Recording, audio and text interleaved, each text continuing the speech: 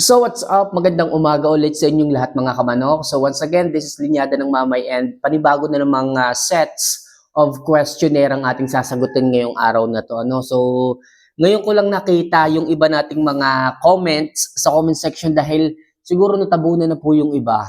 Pero yung iba nakita ko, last 2 months pa, nakita ko, sabi ko, naku, sobrang dami pala nito, hindi ko agad napansin. So ngayon, sige, balikan po natin itong ating mga katanungan noon. So pasensya na po kayo mga kamanok kung ngayon ko lang po ito masasagot kasi kahit ako nagulat, okay, ngayon ko lang nakita yung mga katanungan ninyo dito sa comment section, okay? So unahin na kaagad natin itong katanungan ni Totot pala, Totot. Ayan, so ang tanong niya, boss, magandang buhay. May tanong po ako dun sa mga newborn na sisiw at bagong patak ng immunization. Let's say B1, at lahat sila ay biglang tumamlay. Tumamlay at nagkandamatay. Ano po ang possible na dahilan kung bakit sila nagkaganyan? At ano po ang magandang gawin nang maisalba pa ang natitirang 140 heads? 70 na lang ang natitira. Okay? So mga kamanok, nagbigay ka ng immunization, B1 tapos biglang tumamlay. Okay? So, ngayon, bakit biglang tumamlay itong mga kamanok? Possible, baka nagbigay ka sa kanila ng B1, meron na po siyang sakit o medyo nanghihina na po sila. Pagka ganun mga kamamay, mga kamanok, ng yung manok o yung sisiw sa kanyo lang bibigyan pag may mga tama na o may mga sakit na nakikita nyo tumatamlay na sa kanyo pabibigyan, lalo po silang may stress. Lagi yung tatandaan mga kamanok ha, biling-bilin ko sa inyo, from the day na sila ay naisilang, napisa, bigyan nyo po kaagad. Okay? Bigyan nyo po kaagad ng vaccine. Magsimula kayo sa B1, Gumboro 1, Lasota, Folfax, Gumboro Booster, Coryza, at kung ano-ano pa. Magsimula kayo doon. Hindi po pwede yung yung sisiw ko okay naman, healthy naman. Hindi ko nababaksinan, healthy pa naman. Tapos ang makita mo na unti-unting tumatamalay sa pagkain, unti-unting bumababa ang bagwes, saka ka palang magbibigay. Naku, parang may tama na, saka ka dali-dali magbibigay. Hindi po tama yun mga kamanok. Pag po ang isang sisiw sa kanyo binigyan ng kung anumang bakuna kapag ka sila ay may mga tama na, lalo po yung lalala. Lalo po yung dediretso mga kamanok. Kaya hindi po pwede dito na i-observe mo muna bago ka magbibigay. Hanggat healthy yung sisiw, bigyan mo na, sundin mo na. Ayoko magsisi ka sa huli kamanok. Ang gusto ko, ma-educate kayo ng maayos. Magkaroon ka ng maayos na vaccination program, lalo na kung ganyang karaming alaga mo bilang isang backyard. Napakarami niyan. Napaka-stressful niyan mga kamanok. Kaya lagi kong binibigyan ng diin, vaccination is the key. Kung ang inyong mga alaga ay lumagpas na ng 10, o kahit sabihin na natin 10 lang o 5, kung talagang mahal mo yan, kung talagang mahalaga sa iyo yan, gumamit ka ng vaccination. Okay? Hindi sapat ang linis-linis lang. Kombinasyon ng linis at vaccination, makukuha mo ang ganda ng iyong mga palahi. Kung passion mo ang pagmamanok, kung passion mo ang pagpapalaki ng sisiw, kung passion mo ang pagbe-breed, huwag ka nang manghinayang pa sa vaccination process. Nandito naman ako mga kamanok. Handa ko kayong igabay kung anong vaccine ang ibibigay ninyo para lamang makuha nyo ang ganda ng inyong magiging mga palahi. Kaya kamanok, Totot, pasensya ka na kung ngayon ko lang napansin yung katanungan mo. Sana maging aral po sa inyo, sa atin, itong mga nangyayari sa ating mga bakuran. Ayoko na mauulit ito mga kamanok. Huwag na kayong manghinayang sa vaccination. Kumpara doon sa inyong ipinuhunan, bago nyo mapaitlog, bago nyo mapapisa, bago nyo maalagaan. Diba? So, kung kailangan nyo ng vaccination program, nandito lang ako. Okay?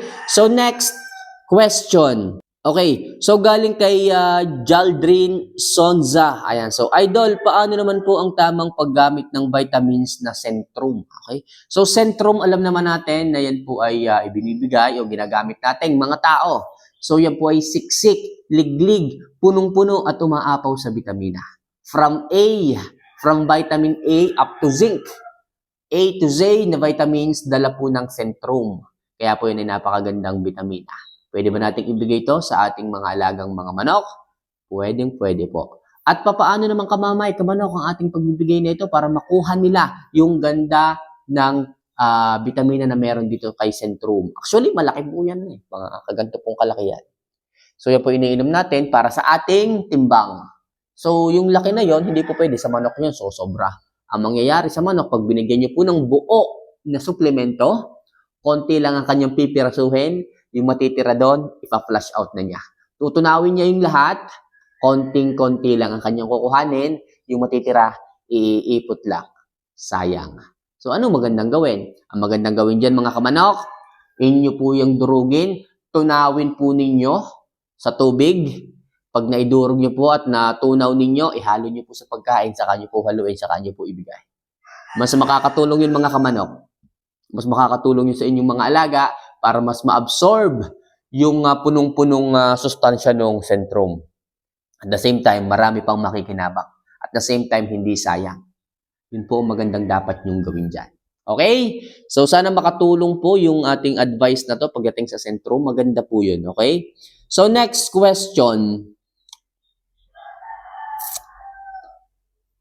Okay, ito galing kay Veronica Capabalinas. Ayan, so, Idol, tanong ko lang po, yung Volplex cake yung sa umaga tapos Reload Plus bago ibiyahe, pwede lang po ba yan? Sana po masagot, Idol. Yes, pwede po. Volplex after feeding, pwede.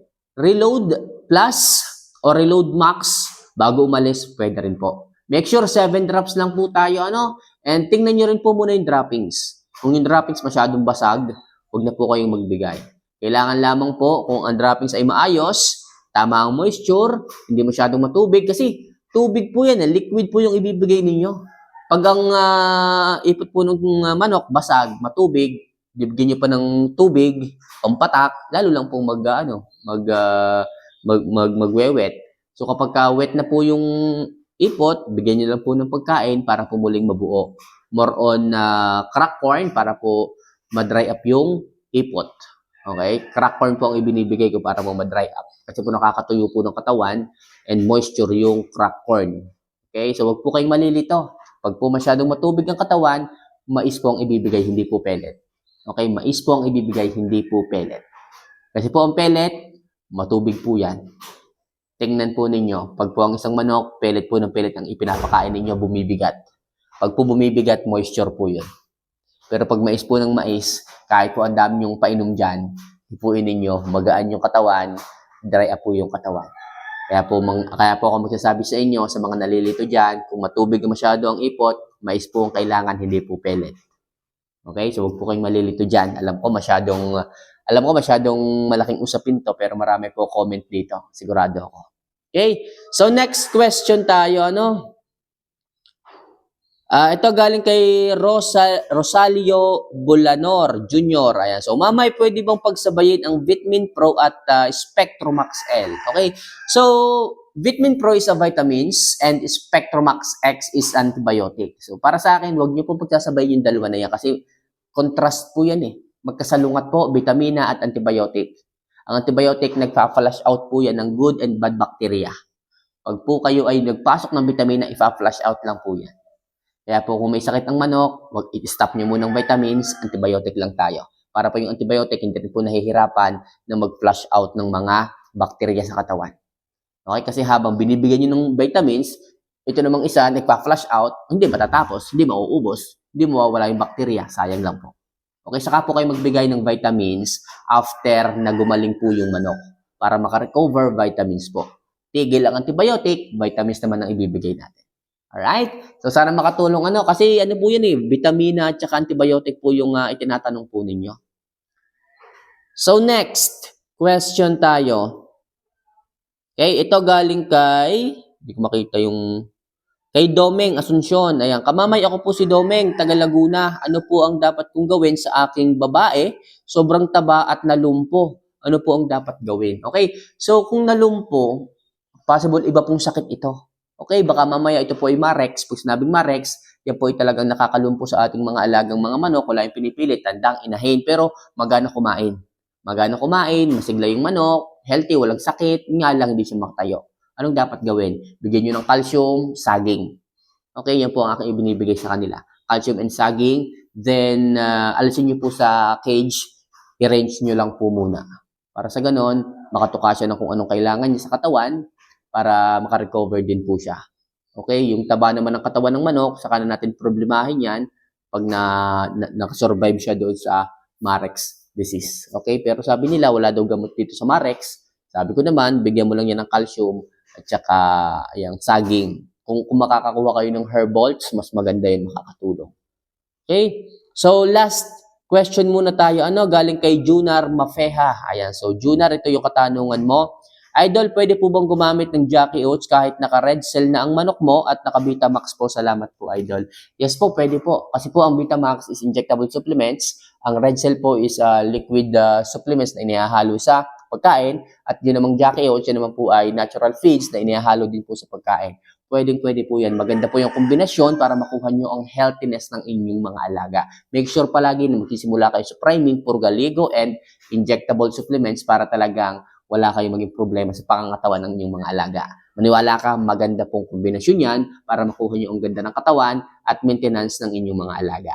So mga kamanok, sana makatulong po yung video na to sa inyong pagmamanok at yung mga katanungan nila, experience nila is maging aral po sa ating lahat. Okay? So kung may katanungan ka, kung meron kang gustong malaman tungkol sa pagmamanok, nandito lang ako, linyada ng mamay at willing ako na tulungan ka at i-advise ka sa mga katanungan mo. So muli, see you for our next vlog. Mahal ko po kayo. Paalam.